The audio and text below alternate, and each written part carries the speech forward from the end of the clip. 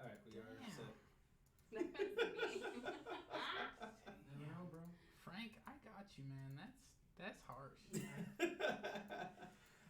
Gotta do what you gotta do, bro. See? You know.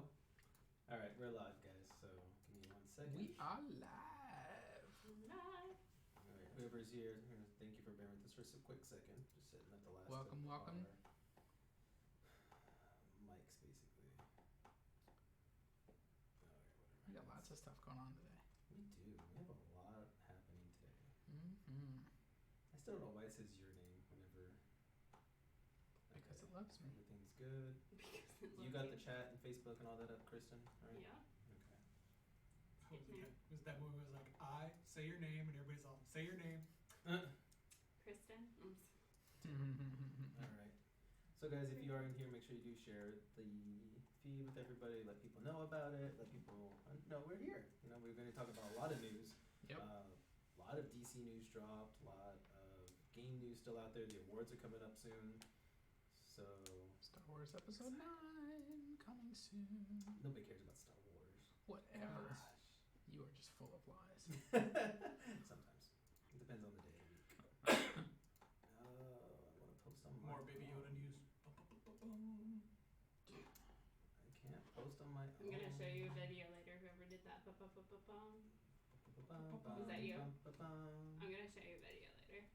You like Star Wars, right? No, Yeah. he hates it. Well, you know, everybody each their own. Let's go ahead and get Okay. going, huh? I like made for First thing, TV no. movies, I Lifetime. can go. Okay. Welcome, everybody. Thank you for bearing with us for those couple moments. My name is Aaron, and welcome to Talkin Geek. I am your host, and I am here with the incredible Robert. Did you That's say right, I Incredible am. already? No, I don't think I've used incredible. And off mic, we have his lovely wife, our producer here, Kristen, and of course Frank here with us as well. Again. So I wanted to welcome everybody to Talkin Geek. We are on season 1, episode 12, and there's a lot that dropped, guys. So Yes, there is. what makes you geek? And let's get into that news. First of all, we do have some Outer Worlds information that came out. We had the Frozen 2 box office. I technically wasn't supposed to be on camera, so I'm sorry for that, guys. Yeah, he lost the bet. I He's did lose the supposed to bet. have a blonde wig on today. Next week. So Next week I'll have yeah. that. Mm-hmm. Godzilla vs. King Kong news. We Yes. have Star Wars news. We have DC news, and we have Marvel news. So we got a lot, guys. Packed show. We really do. So I guess let's just kick it straight off. So yes, I did lose the bet. You did. How much did it make? Did you remember? I think it was 130? 127 million. I think domestically, it made over 350 million internationally. But of course, our bet was only for domestic. So yeah. like 125, 127, somewhere right around there. So yeah, overall. Let's play. So I think that's cool though. The fact that it actually brought in like almost $500 million. It's not that far. I mean, a couple weeks Yeah. it might hit that. So it's cool that Frozen 2. I know a lot of people I talked to who have kids who have seen it really enjoyed it. I saw it. You saw? Oh yeah, y'all saw it. How was Yeah. it? It was really good. Yeah, I thought it was good. I cried. I still haven't For the wrong seen reasons. the first one all the way through. I've only seen portions of it. I'm very familiar with the music. I have a 3-year-old daughter, so Yeah. I have heard all of the music, but I actually haven't seen the first one all the way through, so I can't really compare them. But I thought it was good. I mean, I thought, it worked. It was a little bit cliche, but I mean, it's a kid's movie, so what do you expect? And had some good emotional moments, and definitely if you have kids, it's a good movie. Most Disney movies are cliche. That's true. So, well, I mean, that's easy thing for the kids to remember, I guess, though, because it's. The first one was kind of like that. This is your villain. This is, how everything's going to play out. Yeah, I mean, from what I know, the first one seemed to kind of turn some tropes on its head. With like the Prince Charming character not really being that charming. Like he ended up being kind of the villain guy. So spoilers for the original Frozen. You're in trouble. But yeah, I mean, this one, it kind of just built on those same themes of family and love and all that good stuff. So it seemed like, it was a good movie. It really was. And kind of jumping back real quick because I forgot. I want to mention this too. Since I did lose my bet, next week I'll have that blonde wig on. Yes, you will. I'm gonna try to find a bright blonde wig. I'm pretty sure you look gorgeous. Put you in a blue dress too. I do. I'm not wearing a dress. It wasn't part of. Come on. No. It wasn't part of the bet, but you could just do it. No, I'm good. They don't make them extra. It'll make you fat. feel pretty. He feels pretty. So the other thing is, guys, like real quick, I just want to touch on. We do have some gaming news. The Outer Worlds, which is a game we have streamed a little bit. We have played. We've talked about it here and there. I just want to mention has been nominated for Game of the Year, actually. So for 2019. So kind of come out of nowhere, and it was fun. I got to play it. I believe the other Roberts played it.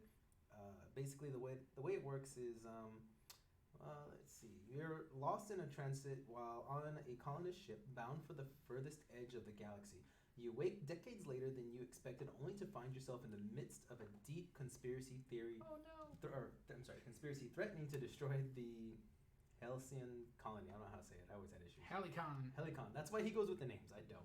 I don't know. I just made that up. It might not be right. It might not be. As you explore the furthest reaches of space and encounter a host of factions, all vying for power, who you decide to become will determine the fate of everyone in Hycon in the corporate equation. I cannot read for the colony.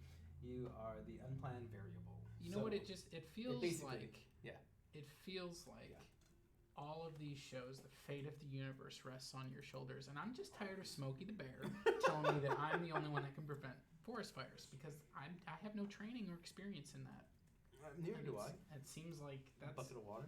The world is going to be on fire because I'm not going to be able to stop or prevent the forest fire. And this one, like, so I played the Joker. I just want to burn the world. Right. Wow, Frank. This one, honestly, I played it. I think twice. No, I played it once on this one. And the first time around, I just murdered everybody. They were like, "We're here to help. Cool. We're gonna go attack those guys." Bam, bam, bam. I can go kill them myself now. And off and killed everybody. Well, that's one way to go. I went straight murder hobo. You're playing GTA instead. No, I'm playing Murder Hobo, the simulator. Okay. So hobo with a shotgun. Right. The other thing let's not do that. Godzilla versus somebody. Well, somebody major. So they're Godzilla versus King Kong. They've been building towards this for like 5 years now. Warner Brothers had, they put out Godzilla in 2014. Kong Skull Island was in 2017. Earlier this year, we got Godzilla King of the Monsters. And then we were supposed to get Godzilla versus King Kong in March of next year. But they pushed that back to November of next year. So it's being delayed by about 8 months. I didn't really see, when I read the story, I didn't really see any reason that they gave for why it's being pushed back. They didn't say like, oh, we're doing reshoots or, anything out. They just gave it a new release date. So that's not always a good thing when movies get pushed back. That tends to mean that they don't like what they've got so far, and so they're trying to rework some things. But maybe if it's not good right now and they're trying to rework it, maybe they can make it better. I mean, there's a famous example of that with World War Z, where they filmed a movie that was really bad with test audiences. Nobody liked it. Yeah. And so they went back and reworked it and reshot it, and it turned into a major success. And it's a movie that I like. So, everybody talks about reshoots, and they're like, oh, reshoots, that's a bad word. You don't want reshoots. I mean, sometimes that means that they didn't like what they had in the beginning, and now they have a chance to make it work. Big budget movies generally, have the ability to do reshoots. I mean, every Marvel movie has reshoots. They schedule them in advance. They know they're going to do reshoots. And they build that into the budget, and so it gives the creative team more of a chance to come together and figure it out. So obviously whatever they did this time, they felt like they needed that extra 8 months. So it's coming out now, I think November 20th, I think is what I saw, of next year. So about a year from now is when we're supposed to get Godzilla versus King Kong. The only one of the 3 movies that have previously come out in this universe that I saw was the King Kong one. Yeah. And I thought it was okay. I'm not a big monster movie guy, so same. I don't know. Did you see them? I haven't seen any of them. I've been wanting to see Skull Island. They're all good. because isn't Samuel L. Jackson in that one? I think, right? In Skull Samuel L. Island? Jackson is in Skull Island, yes. I just haven't had a And chance. Tom to watch Hiddleston any of and them. Brie Larson. So the Avengers are there to help. Yeah, pretty much. And then I'm trying to remember. Bobby John C. Reilly is in it, I think. Oh wow. Okay. So Bobby Millie Brown. Millie Bobby Brown is in the. yeah, she's in the Godzilla. most recent one, Godzilla King of Monsters. So what I'm hearing is That's Warner 11. Brothers didn't like the Justice League at all, so they brought in the Avengers to help. You know what's funny though? That on the first Godzilla, it's Quicksilver and the Scarlet Witch. Oh Oh, yeah, see? yeah, it's Elizabeth Olsen, and I think isn't it Fox's Quicksilver that's in it though, or is it the same one that played it's the Quicksilver? same one that, Okay. that played Quicksilver in the Avengers. Avengers. Yeah, So they yeah. really needed the Avengers. The guy from Kick-Ass. Got it. Yeah. Oh, Aaron I didn't Taylor know. Johnson. Yes. There you go. So see, Got all Marvel heroes are in Godzilla versus King Kong. Well, there So you go. DC has no faith. Warner Brothers has no faith in DC. They I were mean, like, I Avengers. think they just know that Marvel has a lot of talented actors that work for them, and they want them in their movies too. that is And true. DC also has a lot of talented actors in their movies. I mean, I don't know why you're trying to start this war between DC and Marvel. It's like Because it's already West King Kong Coast, versus East Coast Godzilla. thing going, like It is Tupac, West Side. Biggie. You know, come on.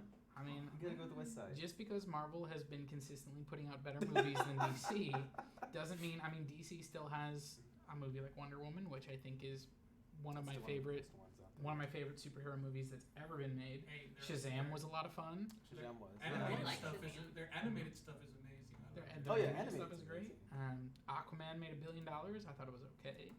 That was just a bunch of women wanting to see Jason Momoa. That's all that was. I mean, I think it was a little cheesy. I thought Exactly. it was.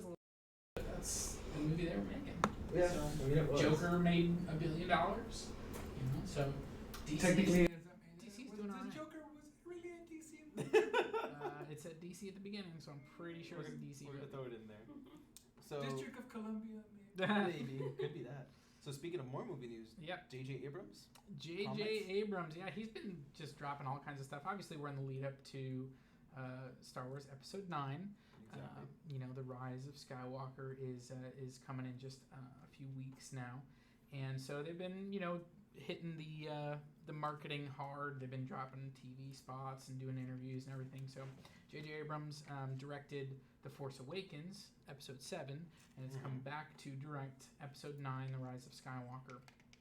And yeah, I don't like the name, but I mean, maybe the movie will transcend the name. Maybe the movie will make the name make sense. Who knows? Yeah, But he exactly. talked about. He gave an interview and he talked about how Emperor Palpatine has been in his plans to return to the franchise. He's always been part of the plan to come back since he did Force Awakens. I think I love J.J. Abrams, but the original plan, he wasn't going to direct Episode 9. The original plan was the guy that did Jurassic World, Colin Trevorrow, Okay. was going to do Episode 9. And, part of what's been going on with these movies is there actually haven't been a lot of collaboration between the Star Wars movies. This is not the Marvel situation. This is not, Kevin Feige, where he's, got his eye on, every movie and it's all tying together. Yeah. J.J. Abrams did Episode 7. Ryan Johnson came in and did Episode 8. And, Okay. it was kind of like, well, here's the movie, and you can build on whatever story you want to. You can do whatever you want. Like they didn't have their 3-arc movie planned out beforehand. They let kind of each director tell their own story. So J.J. Abrams he's allowed to say, I wanted Emperor Palpatine in Episode 9 since Episode 7. Well, there's no guarantee that Colin Trevorrow, that was his plan. Yeah. So for him to say that was always the plan, I don't know that that's true because Yeah, it's kind of like the way he wasn't originally even supposed to be on this movie. Like when Jurassic World 2, or no, it was actually before that.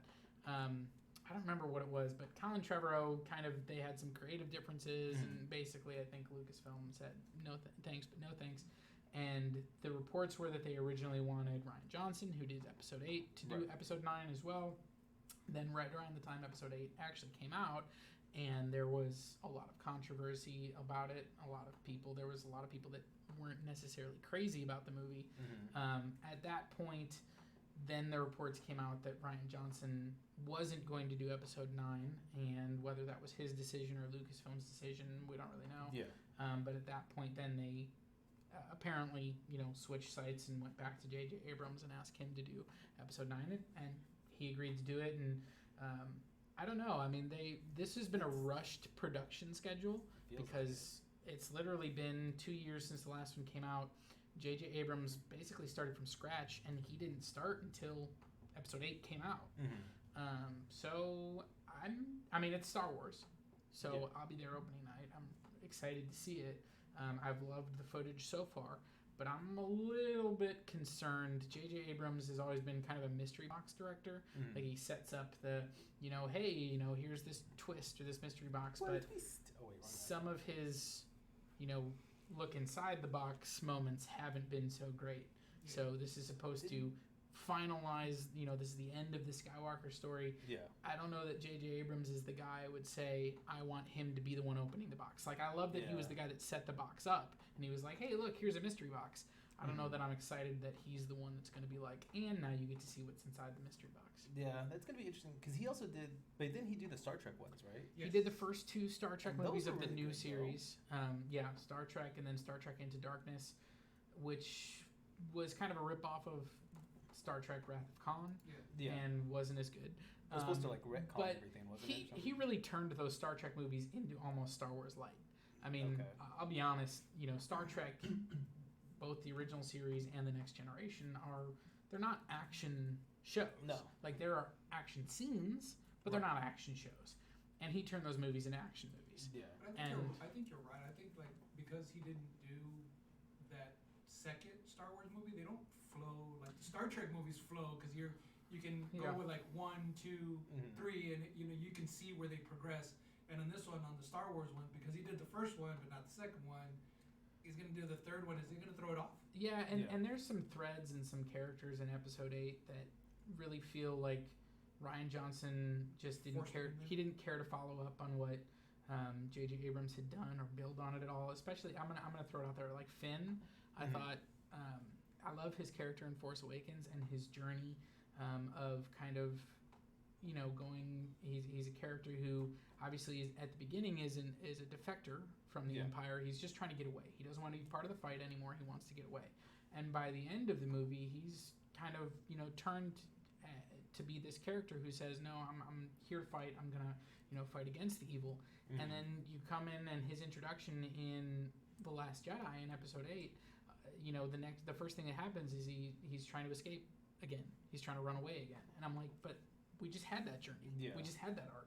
So it feels like, there's definitely some disconnection between episode 7 and 8. So with JJ coming back, there's been, Star Wars fans. I'm a huge Star Wars fan, so I watch Star Wars shows, I read Star Wars articles, I do all kinds of stuff, and there's a lot of people who are like, hey, it's the sequel to episode 7. Because it feels like, obviously there's some things that happen in episode 8 that we have to follow up on. Exactly. You can't leave those there, but it does feel like maybe this isn't going to flow as cleanly as the other 2 trilogies did. So we'll see what happens. I'm excited for the movie, but I can't lie though. Kind of touching on, since we're talking about Star Wars. Yeah. And Mandalorian, the 3rd episode just came out. Yeah. On Friday. That show is kind of getting me more interested into the Star Wars universe, honestly. But it's the same thing I said before. I've watched the first 3 episodes. I've watched the original 3, so I've seen the first 6. And I'm just tired of the Skywalkers. And I think bringing these Mandalorians in and showing them off a little bit more, it's been fun. I've actually enjoyed that journey more than anything. And, of course, I enjoy Baby Yoda. Such a little baby. Yeah, the show is a lot of fun. I think there are aspects that are growing on me. The first episode I wasn't crazy about, but then I really got hooked on episode 2. I liked episode 3 as well. There's still some things that I'm not over the moon about. It's not. I'm not at the point where I'm like, this is my favorite Star Wars thing ever. Yeah. Like, Empire Strikes Back is still the best Star Wars movie ever made, and it's still the best Star Wars thing ever made. Will The Mandalorian eclipse that? Probably not. No. But it's laying a good foundation. I like where it's at so far. I like the characters. I like what they're doing with it. So yeah, we'll see. We'll see where that show is gonna run. It comes out every Friday. So I think the Friday after Christmas is the finale. So it'll be coming out kind of like there'll be an episode that drops on the same day as episode 9 gets released in theaters, and then there's one more. So they'll both be kind of coming. I mean, both before the end of the year. We've got episode 9 and then the end of The Mandalorian.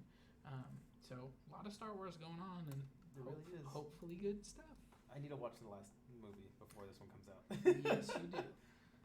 It's on Disney Plus. I will be watching that now that I have Disney Plus. The last Star Wars movie? Yeah, he hasn't seen The Last Jedi. Last Jedi. Oh, you haven't seen No. it? He didn't see episode 8. Yeah, I haven't seen it. I gave him grief for it a couple shows ago, Frank. It's fine. Yeah, we're good. So the other thing is, since we're going to kind of shift from the Star Wars stuff to something a little more my speed, obviously. DC. Yeah. Starting December 8th, Crisis on Infinite Earths is going to happen on the CW. That's going to incorporate Supergirl, Batwoman, Flash, Arrow, DC Legends of Tomorrow, and I believe Black Lightning's not going to be in this one. I don't believe still. He's still not part of that. They don't like him enough, I guess. Womp, womp. But it starts. The trailer has dropped, showing basically worlds being destroyed. Everything's going away. I don't know if you've seen it yet. Crisis on Infinite Earths. It is. It would act like that's the name of the series or something. Are they revamping the CW or what? No, what they're doing is so if you haven't been keeping up with anything right now, Arrow is kind of what started everything off. They call this the Arrowverse because it was the first one to hit. It was the first one to spin off everybody else. It's coming to an end. This is its last season. There's only 8 episodes of this season, and I believe they're already on episode 5 comes out this week. And then that's it. Like once these 8 episodes are done, it's over, and Arrow is leaving the world behind, I guess you could say. The way the trailers are set up, the way the last few episodes have been set up, Oliver Queen must die. So they are leading to he is going to die, and Barry Allen is possibly going to die. I don't believe he is, though, because the Flash show is still going to continue, as far as I know, for the rest of the year. Well, and they've never brought a character back from the dead in anything comic ever before. Never. Wait, didn't they kill off the Flash on one of the? They killed him off in season 3, I believe. No. I didn't even know that they already have done that in this show. I don't even watch this show, and I'm like, him in, no, I'm talking about the comics. Did he get shot? Of course they do. By Luthor In every comic, I believe so. Yeah. Every hero and every villain has been killed and brought back at some point. One of my friends would say, "A hero is never dead. They only come back at an appropriate time." Yeah, that's all it is. The only characters that it's like they are officially always dead is like Ben Parker, Gwen Stacy. Yeah, pretty much always has to die. Well, but then she even comes back like as Spider-Gwen, like in another world, an alternate universe. True. Like, and for a long time, Bucky was one of those characters, and then he got reintroduced in the '90s as Winter Soldier. They were like, oh, he's been dead for 50 years. We're running out of people. We're bringing him back, right? So it's like he's coming back. Yeah, there are very few characters where it's like Batman's parents always dead. Always dead. There's Elseworld stuff. Yeah. Where Thomas Wayne is Batman. He's Batman. Martha's Joker. Yeah. So, but that stuff is just kind of more like one-off stuff rather than a continuing story. Exactly. So I mean, who knows? Who knows how they're gonna play it, because they've already If you have just a couple spoilers, if you haven't watched the season yet for Arrow, Earth 2 has been completely destroyed. That is gone. Barry is still trying to figure out how to keep himself alive. The team's working together to fix that. Rumors have it, though, that Cisco, the guy who plays Cisco, and the girl who plays Killer Frost, their contracts are up. So they should be leaving the show maybe after Crisis or maybe next year. But they've already commented that they're not doing this anymore. As well as Brendan Roth is leaving the show, the guy who plays the Atom. He's leaving DC Legends of Tomorrow. But the cool thing is... he also plays Superman. And because he's from, Superman Returns, Superman 2004. Yeah. And so he's actually going to be reprising his Superman role. Yes. And but they're not saying if it's Superman from the movie yet, because his S does look a little bit different on his chest. So they haven't said exactly where he stands as Superman. Yeah. But I'll be interested to see how he's going to interact with the Arrow versus Superman. That'll be kind of cool to see basically 3 Kryptonians on the not big screen, but on the TV screen.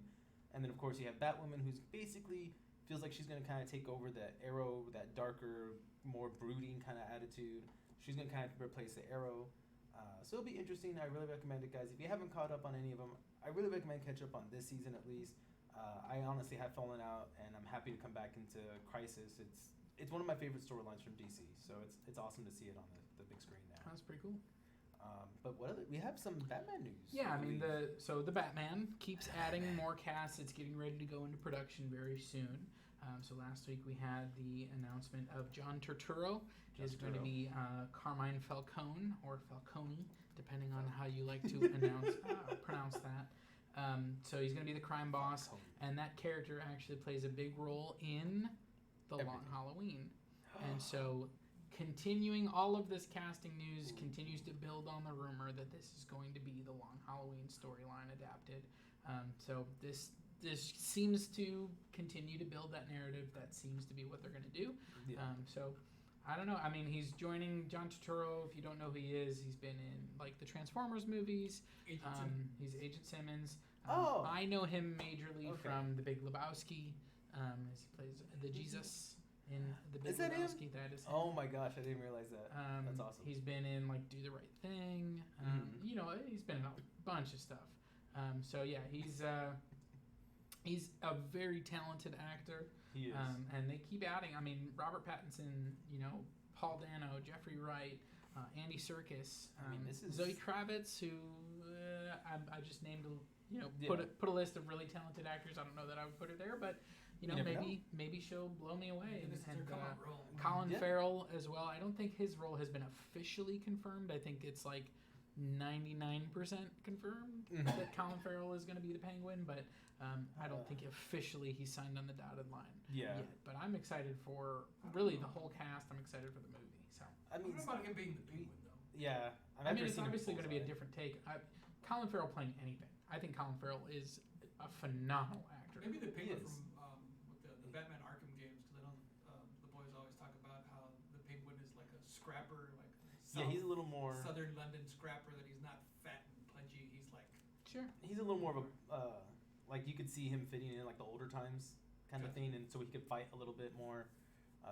It'll be interesting to see what they do with him because like you said, there's a talented cast. So now, I mean, I was worried about Sparkly Batman, but you know, he's getting a good support cast. What? He's gonna come out sparkle. He's gonna be sparkling. I honestly, somebody's going to do it with the first trailer that comes out. Somebody's going to like make a cut of it where the suit is sparkly. They're gonna do that. And I want to see that movie. Thank you. I'm excited for it because I'm curious how he's gonna look because he has bulked up like I've said in the past, and now you got just a phenomenal cast to co-star with him. Yep. You can't really go wrong. Like you said, your weakest link is a new person, which this could be her main coming out role. You never know where it's going to happen with that. I mean, nobody thought anything of Heath Ledger doing the Joker, and he knocked it out of the park. So, you know, we don't know what kind of surprises we're going to get from this one. Yeah. So I'm excited. And, you know, building off of that, they've also, there was a report that came out on basically Variety that had a report from WB and DC that, you know, depending on how this movie goes, that they could look to spin off more villain movies. So obviously we've already had the Suicide Squad.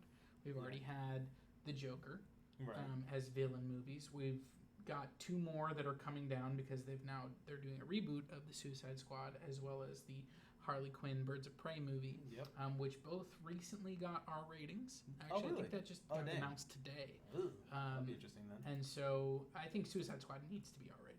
That one needs to be. And like if you saw the cast list or anything, like there's like 30 different characters listed, and so you know that they're actually going to kill people off in the Suicide Squad, other than just Slipknot. Because let's be honest, that first movie, it was like, really, that's the only character we're going to kill off? Like, anyways, but so there have been talks that, you know, depending on how this movie goes, could lead to spin-off movies for Catwoman, Riddler, and possibly Penguin too. So that'd be interesting. We'll see. It seems like they're following the Marvel template of, you know, signing actors to multiple films, so that, you know, as they build this universe, they have them under contract already. So we'll see what happens. I mean, Batman is my favorite superhero, and I think his list of villains is, you know, amazing.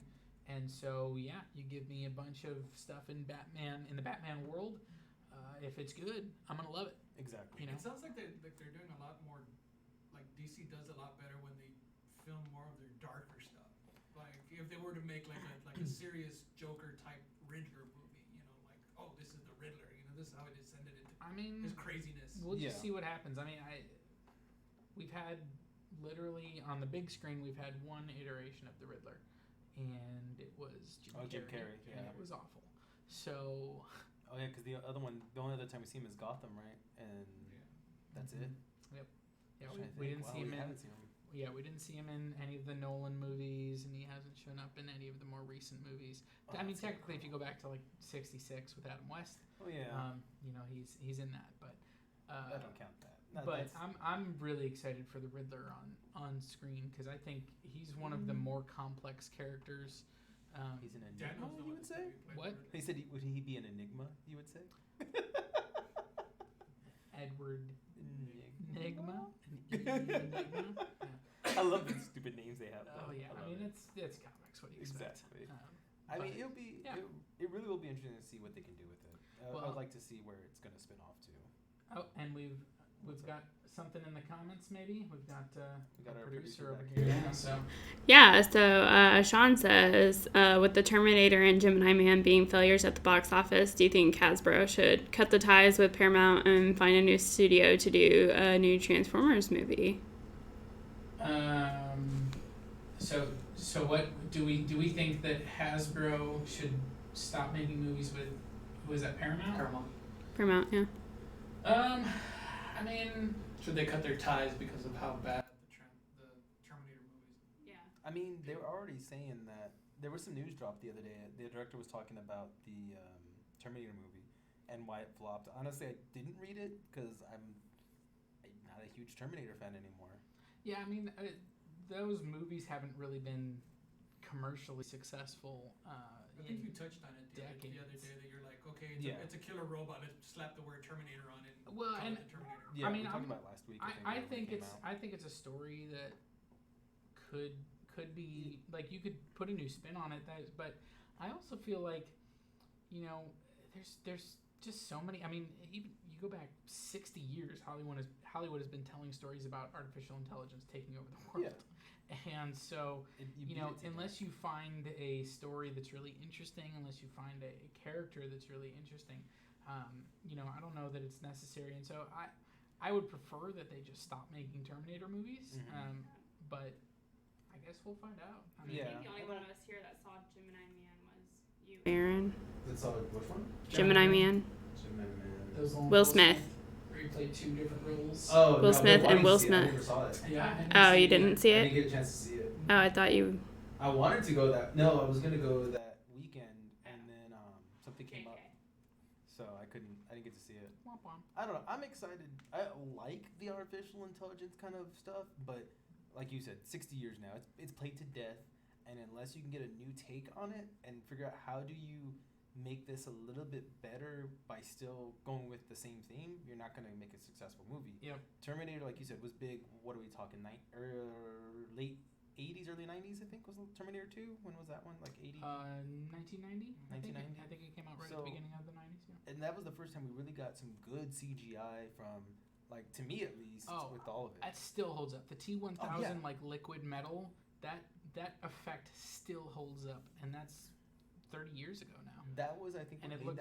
And it looks better than the stuff they did in Terminator Genesis. Even the effects in this new one, they look great. It's just if they didn't drop all the cheesiness in it, it's like pulling Arnold back. Drop Arnold. We don't need Arnold anymore. Everybody coming back, and you're like. Well, it's so funny because that's literally been what Hollywood has been doing for the last 10 years, especially. Is like every old franchise, they're like, let's reboot it, and part of that is like a lot of the creators and directors and writers that are getting stuff made now grew up on that stuff. Exactly. So it's like, Terminator was my favorite movie when I was a kid. Now I get a chance to make a Terminator movie. Exactly. They just want to go off on their little nostalgia spiel. Yeah, and in some cases that's worked really well. There have been franchises that have been revisited and have done really well, but I'm more interested in the stuff like Stranger Things, which is clearly an homage, a throwback to the 80s, but it's original. It's its own thing. That's the type of stuff that I want. Critically, commercially successful. Everybody loves Stranger Things. tell me more stuff like that. Like Exactly. I understand the nostalgia aspect. I understand you wanted to go back. I mean, Star Wars was based on stuff George Lucas loved when he was a kid. Like so, yeah. Like you can tell stories from stuff that you love when you were a kid, but give me something new. Give me something fresh. I don't. I'm tired of it's like, oh, let's make a Flash Gordon remake. No, make something else. I don't need Flash Gordon. Like, you can tell me a space adventure story about an everyman that saves the galaxy. You don't have to call it Flash Gordon. I don't need that. Exactly. And I agree with you. And like you said, the last 10 years or so, if not longer, it's been the age of let's remake everything. And I'm hoping between the Terminator movie, and I don't think we touched on this last week, Charlie's Angels flopped. It only made like 8 million or something like that. Looked bad. It completely bombed in box offices. I think it was, last I heard, I think it was like only 8 million was made on like a $40 million budget. It's gone. Well, so I'm hoping between these flops, it's just another one thing. It's like, make a good action movie with females in the lead. That's fine. I'll go see it. But as soon as I hear the words Charlie's Angels, I'm like, man, that is a trope from the 60s. Yes. It was a couple of bad movies in the early 2000s. Like, it's only bringing up bad memories for me. Yeah. Like, and who is the target audience? I'm the target audience. Like, the people that love Charlie's Angels are like, 60 years old. And I'm not trying to like. They don't go to the theaters anymore. No, it's not that they don't go to the theaters, but like, unless you bring in, like, you have to capture the younger audience. Like, there are movies they talk about, like the 4-quadrant movies, where it's like, okay, this is for kids, this is for adults, this is for men, this is for women. Like, there are movies that hit every quadrant. Yeah. Not every movie is going to be made that way. Not every movie is designed to be a 4-quadrant movie. That's okay. Yeah. But I'm also like looking at that Charlie's Angels movie, and it's like, okay, who is this new movie for? Because it's not for me. I don't want to see it. Yeah. It doesn't even look good. Like, who is this? So it's more just like, if you want to make a badass action movie, go ahead and make it. Yeah. Why are you calling it Charlie's Angels? Like, exactly. You don't need it. Like you said, the moment you hear that, I'm not gonna see the movie. If they would have called it, anything else, there may have been a chance that you would have gone and seen it, being like, hey, you know what? Kind of reminds me of it, but it's not that. Let me check it out. And everybody is always like, well, original stories don't make money. Oh, I mean, good ones do. They really do, and that's true. Good ones will make money, and that's how you get the stories we get now. And the other thing is, I want to kind of touch on this before we go to the next bit of news. Kick-Ass was a good movie. That was an original. The second one didn't do well because people pirated it, and that's what killed the franchise.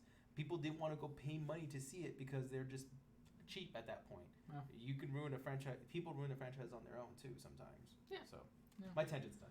So anyway, Marvel news. Well, there's DC. one, We got one DC more news, DC thing that came out this morning. Yes. Was that Warner Brothers, and I think it was in that same report that talked about the spin-off villain movies, is that Green Lantern, they're looking at possibly bringing that to the big screen again. Now, they've already greenlit a Green Lantern series that's going to show up on, I think, HBO's streaming service. HBO Max. So that's already coming, but then they're also possibly doing a Green Lantern Corps movie. They've been talking about that movie for 4 or 5 years now. So we'll see if they can unlock it. Obviously, the one that we had previously with Ryan Reynolds, not a good movie. And then we did see a Green Lantern show up very briefly at the beginning of Justice League in that like battle montage that was in the past. And then he dies. And so, I mean, I'm for a Green Lantern movie. I hope that they make it and they make a good one. But there's really no report other than they're looking to bring it back to the big screen. Big shocker. And like you said, it's a franchise they've been talking about for years. They want to bring it back. The first one didn't do well at all. It technically made money, so it became a success. But you mean the movie where Ryan Reynolds fights a fart cloud? Exactly. Fights a fart cloud while he's hiding behind a green shield, reciting the oath that didn't even bring the lantern out. We're not going to talk about that part. Bad.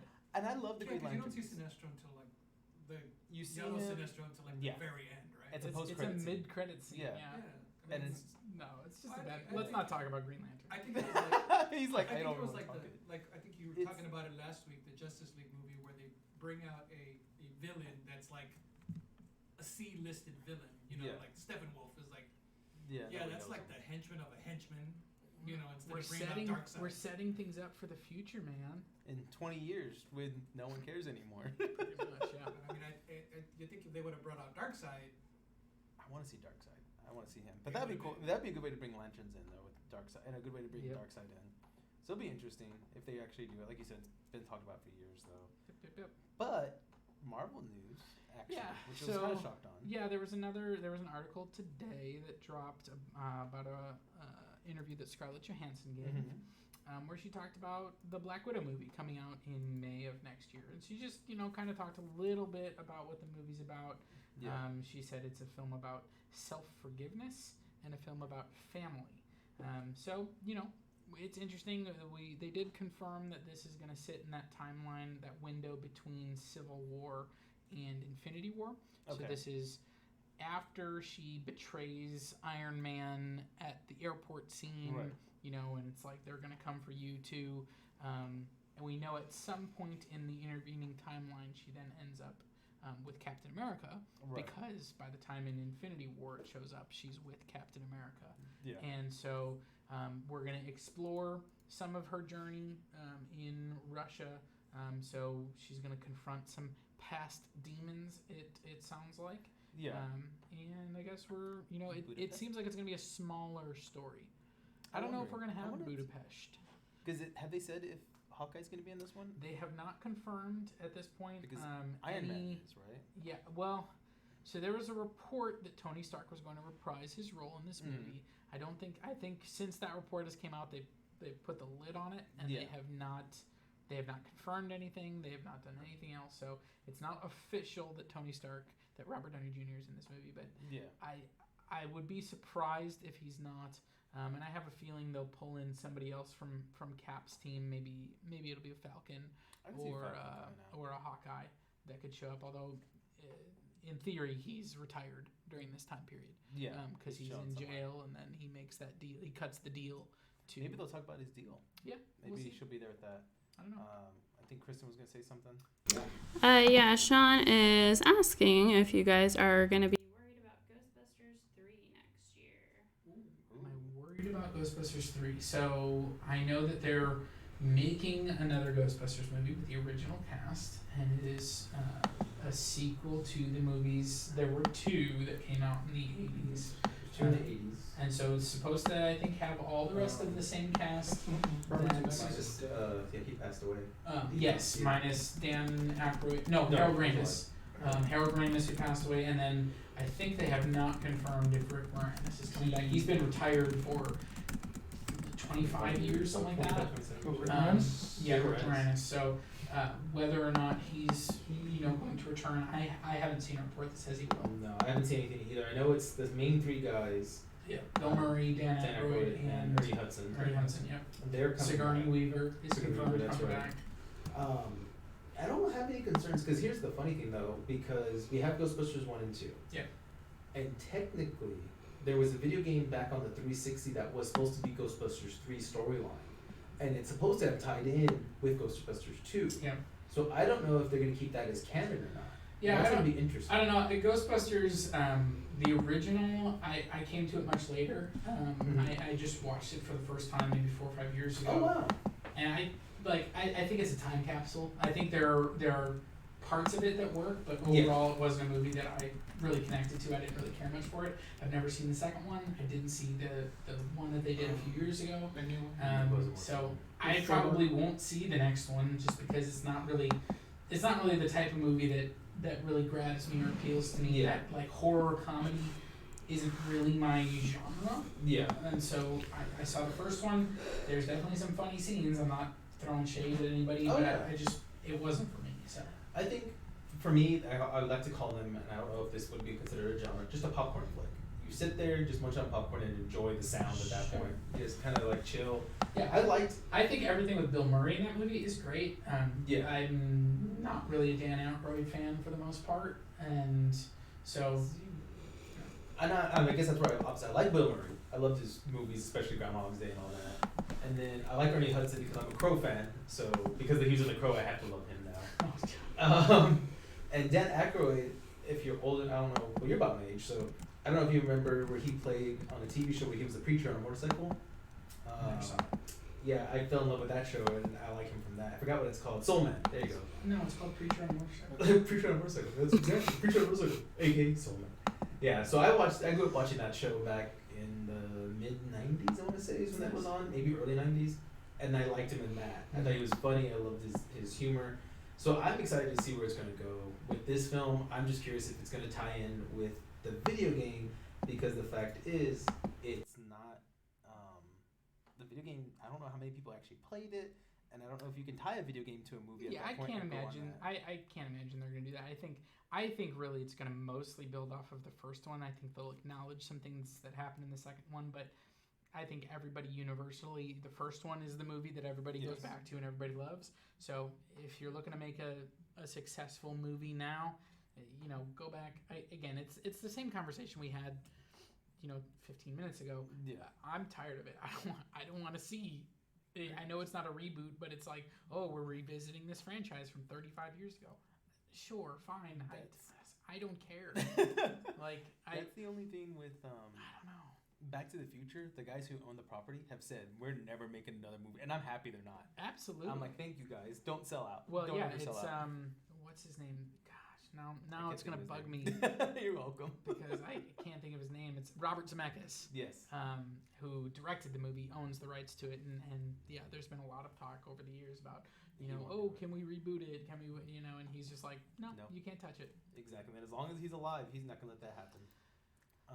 So yeah, that kind of covers a lot of that pretty much wraps it. Stuff, I mean, it was right? a lot of news this week. We had some good conversation. I think, coming up here in December, I think, we're coming to the end of the decade. Yeah. So we're gonna have some conversations about, our favorite geeky things from the decade that we're gonna talk about in the coming weeks. So, join us and let us know what your thoughts are. We've got one last comment, I think, coming in from the... So I don't know if you are aware what this means, because they didn't really write what they were wanting to know about it, but it's fallen leaves.